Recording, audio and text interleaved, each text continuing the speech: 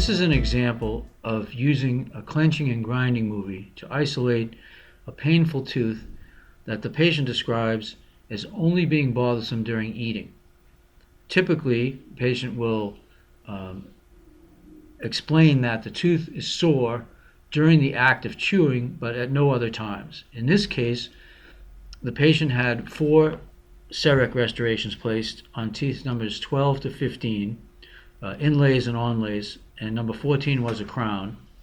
And after the insertion of the crowns and the inlays, the patient was unable to chew on tooth number 14 without it hurting him, and he went back to his dentist, did make adjustments to tooth number 14, but was unable to resolve pain for the patient using conventional methods such as articulating paper only and visual observation of the occlusal surface of the crown. A clenching and grinding movie is made specifically to isolate a painful contact on a tooth that the patient describes as being sore to chewing rather than sore to biting down vertically. So when someone has a sore tooth to biting down vertically, you can record a multi-bite to isolate that contact. But if the tooth doesn't hurt to bite on and only hurts to chew, the best way to capture which contact is problematic is to use a clenching and grinding movie. And in this case, tooth number 14 is the tooth of concern. So to evaluate this movie for treatment, I'm going to close the active scans pane and open the force versus time graph. And in the force versus time graph, we have 2 distinct periods. An initial closure into MIP, maximum incuspation, where the patient holds their teeth together, although there is some variability in him holding his teeth together.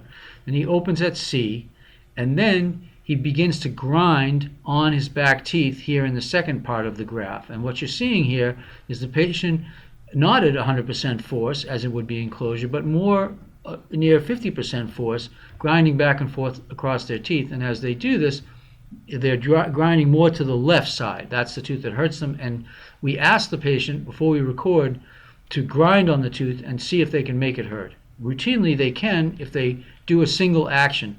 And in this case, it was grinding to the left. So we're going to start the movie here. I'm going to click into the mouse into the beginning of where the total force line rises.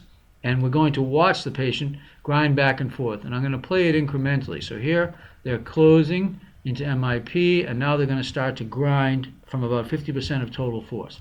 And you'll see the center of force go left. Now I'm going to turn this 3-dimensional pane this way.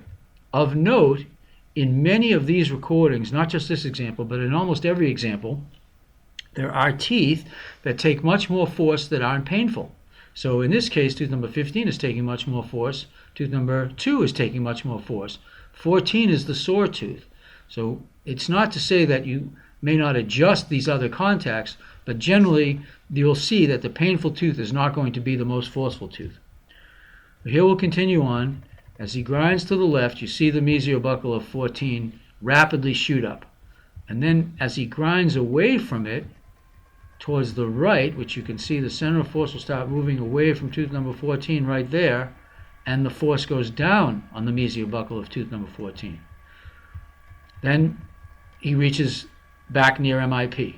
Now he's going to come back to his left, and what you see is the mesiobuccal rise to yellow and green, and yellow.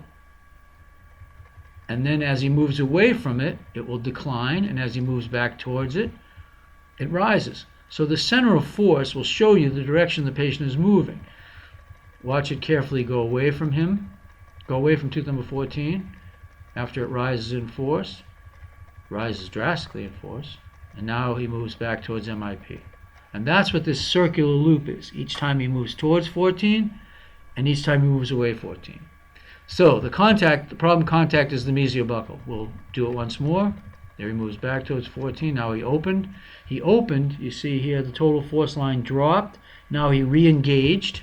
As he's going to attempt to do that, he moves again back towards the left side, and you see the mesiobuccal of tooth number 14 rise again. So this was the one tooth to be adjusted, this one contact. We marked tooth number 14 mesiobuccal. We had him grind back and forth across the articulating paper, and we relieved tooth number 14. So we re-recorded the same movie in order to see the change. Now the evaluation of the movie after the adjustment was made is again very similar. The patient bites down, holds their teeth together, and now they start to grind. So we will come to the point of where they start to grind. And now what we'd be looking for is that the center of force, when it moves towards 14, we don't see a sharp force rise on the mesiobuccal. Turn this again. And we'll play the movie from here. And now his center of force has gone all the way left, and you don't see 14 mesiobuccal rise.